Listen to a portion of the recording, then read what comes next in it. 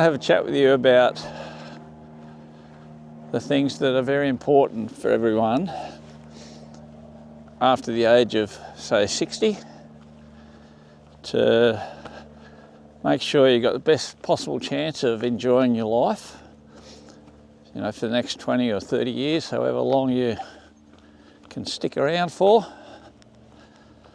Hopefully that's a long time for everybody. My mum had her 98th birthday yesterday, so she's doing really well. So the first thing I want to point out or say is maintain a good physical sort of activity schedule. You know, make sure that you're out doing stuff every day, even if it's a walk or some exercise, going to the gym, riding your bike, even doing just some weight-bearing exercises, you know, like push-ups and sit-ups and things like that. You don't necessarily have to have any equipment, but so that's the number one thing. You've got to keep active. You've got to keep physically active as long as you possibly can, because there's going to come a time when you won't be able to do that. And it's really sticking out for me today, because a few days ago I bent down to do up my shoelaces and I tweaked my back, so it's still hurting. But you know, I'm just trying to get some exercise, trying to get out and walk so it doesn't get up too bad. Otherwise, if I just sit down at a desk or at the computer, I can feel my back really hurting. So I'm going to make sure that I continue to walk over this period that I've got a sore back. Yeah, so that's number one. Keep active, very important. As active as you possibly can. You know, and if you're feeling good, go for a run or do something more strenuous. Get your heart rate up. Okay. So the second thing is keep mentally stimulated. So do stuff so that you're mentally on the ball still. Again, I think that's really important. So that could be, you know, learning a new skill, learning a new activity. So that, you know, keeps your mind really active. I think that's another super important thing for your mental health. Try to maintain your positive outlook on life. I think one of the reasons why Mum is still going at 98 is because she loves to read, you know, the sort of the mental books, the psychology, positive thinking books, those types of things. She's even reading those now. She wakes up every day and there's a little book that she reads that's got little affirmations on them. So she reads one of those every day. So I think that's really important. I've read heaps of books over the years and I enjoy reading them too. Just reminds you, you know, you've got a choice. You can either think positively or you can think negatively. One of the things that came up in one of the books that Mum read and we spoke about is something called ANT.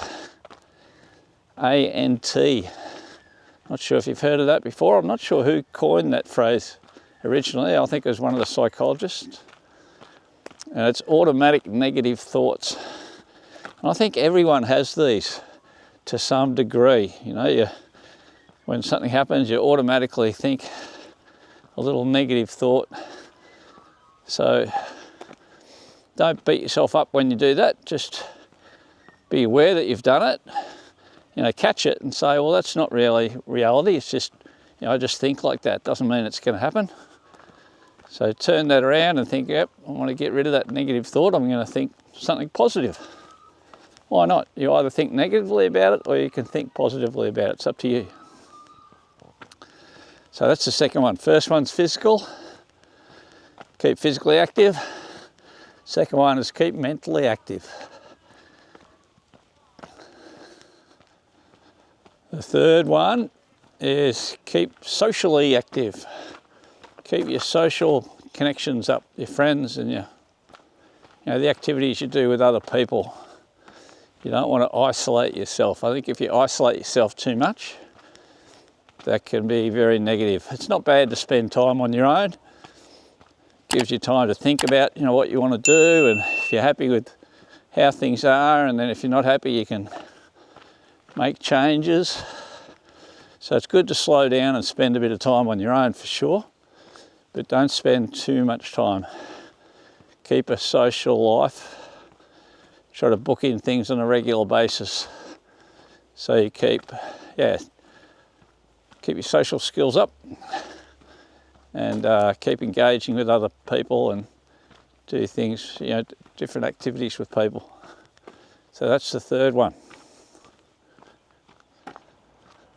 So the next one is look after your body, as in eat the right foods.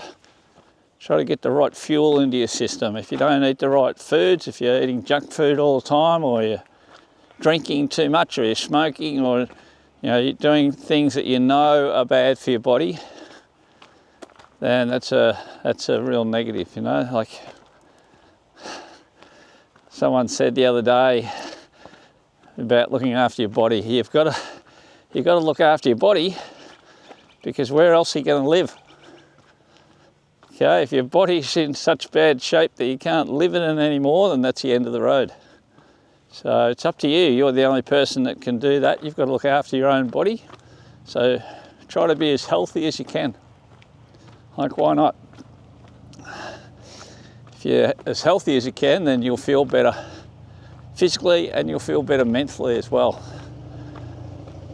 So yeah, just be aware of what you're doing to your body all the time. I think Jordan Peterson says you've got to treat yourself as if you're treating yourself like you're someone that you care about. So think about someone that you care a lot about, whether it's a family member or a really close friend. Like, how do you treat them? Do you treat those people better than you treat yourself?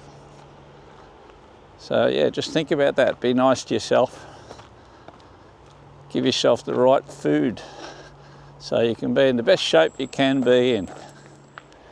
So the next point that I think you should do is have regular health checks. So go to the docs every, 6 months or a year. Get a blood test, get a full health check, and then you'll be able to pick up and make some adjustments maybe, or fix things that pop up over time. So don't not go to the doctors. Go to the doctors, get a health check, get a blood test, get a full blood test. So that'll, can check your cholesterol, and if you're a guy, it checks your prostate and checks your liver and your kidneys. Just to make sure everything's working okay. And if you're down on anything, that might be a good sign that you maybe change your diet a little bit, or even take a couple of supplements. I've got an issue with my thyroid. I've got a thing called Hashimoto disease. So my thyroid, or my immune system, thinks my thyroid is a foreign body, so it's sort of attacking my system. So that's the only medication I'm on. I've got to take thyroid tablets every day. As long as I take those every day, I'm okay. But that also, my irons was a little bit low, and my B12s were a little bit low, vitamins. So I take B12 tablets and iron tablets every day, and also some calcium, just to keep me topped up. And I went to see the doctor probably 2.5 weeks ago, come up to 3 weeks ago, and everything's fine. So that's good. I haven't got any issues. So as long as I keep doing what I'm doing, I should be fine. So it's important to get health checks every now and again, just so that if anything does pop up over time, you can jump on it early and then keep up your healthy lifestyle. So that's the next thing I recommend everybody should do. The next one that's important to keep a handle on is your stress management. So if you're the type of person that gets very stressed all the time, just try to be aware of that and try to figure out how you can lower the stress. Because stress is just all self-imposed really when you think about it. No one can put stress on you. It's just how you respond to things. So you put stress on yourself. So it's totally up to you whether you're stressed or if you're not stressed. So stress doesn't come from the outside world, it comes from how you react to things in the outside world.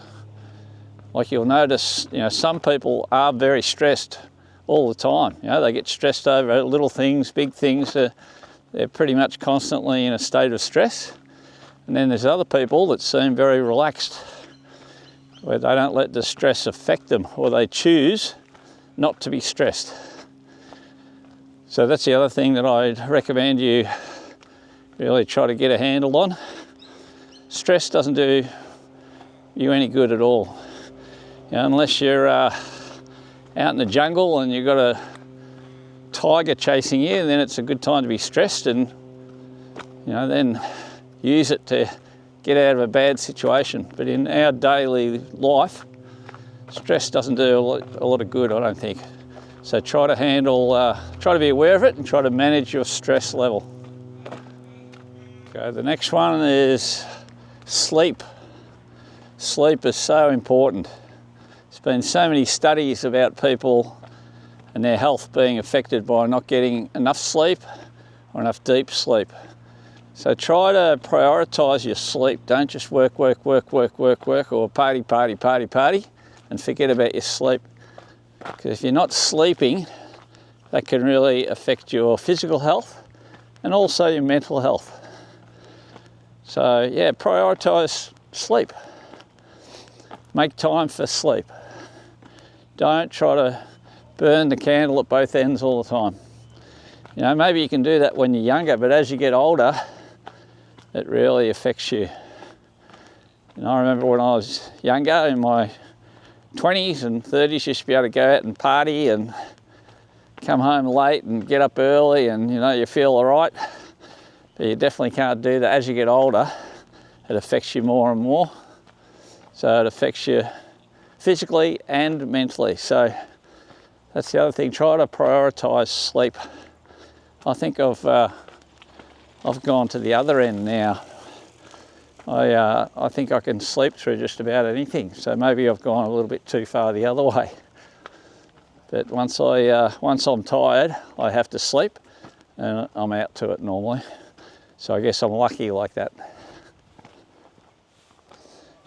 And the last one is, I think it's very important that you find a purpose. So everyone's got their own individual purpose that's important to them.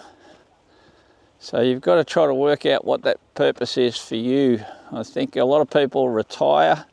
They've been working in a job, all their lives. I heard a story about a guy that was working in his job. Started as an apprentice and worked through, got up into the company and kept working. So he eventually retired from that job he was retrenched at 65. So he'd been in the one company all his life. And then he was employed back by the same company as a consultant for another 5 years. So he worked till he was 70. And then he was let go, or his contract wasn't renewed when he was 70. And so when he finished that job, he'd been at that one job his entire life. And when that stopped, he lost his sense of purpose. Lost his identity, he lost his sense of purpose, so he didn't know what to do, and he was struggling. So he's just at home all the time, like watching TV, because his whole identity was taken away from him or changed. So yeah, but try to get a sense of purpose. Can be anything. Can be, volunteering at the local club, or it can be start a new business. Online business maybe, or yeah, it could be anything, but it's important for you to have a purpose so that you don't lose your identity. You can sort of be recognised as someone doing something. Doesn't matter what it is, as long as you're right into it. That's the most important thing, and that you enjoy it. And usually the more you're into something, the more you enjoy it. You know, I think it's a sign when you're doing an activity or a hobby or whatever, and you're just spending hours and hours and hours, and other people can't really understand how you can spend so much time on it. I think that's a good thing, because that means you're enjoying what you're doing and time just goes by. All right, so that's about it. Hope you enjoy those points I made. Please leave a comment. Tell me if you agree. Tell me if you don't agree. That's good. I'm happy to hear that. I enjoy reading all the comments. I try to respond to as many as I can, and then I encourage other people to respond too. But yeah, let me know what you think about this, and hope you're having a nice day as it is here in Melbourne today. Beautiful sunshine. It's a little bit warmer today, which is a good change because it's been really cold. All right, and I'll see you again soon. Bye-bye.